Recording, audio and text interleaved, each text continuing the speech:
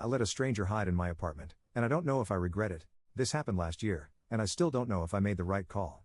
It was around 11 p.m., and I had just gotten home from a late shift. I live in a small apartment in a not-so-great part of the city, so I'm always a little on edge when walking home. That night felt off. As I was unlocking my door, I noticed a guy standing at the end of the hallway. He wasn't doing anything, just standing there, but something about him made my stomach drop. I got inside, locked the door, and tried to shake it off.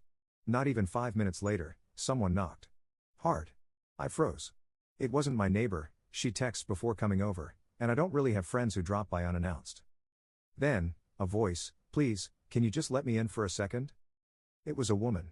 She sounded out of breath, almost panicked.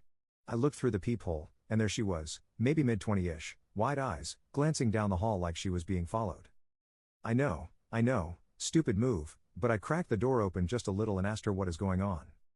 She whispered that there's a guy, he's been following her since she left the train. She didn't know where else to go from there. That's when I realized. The guy I saw earlier. My heart was racing, but I stepped aside and let her in. I locked the door immediately, turned off the lights, and we just stood there in the dark, listening.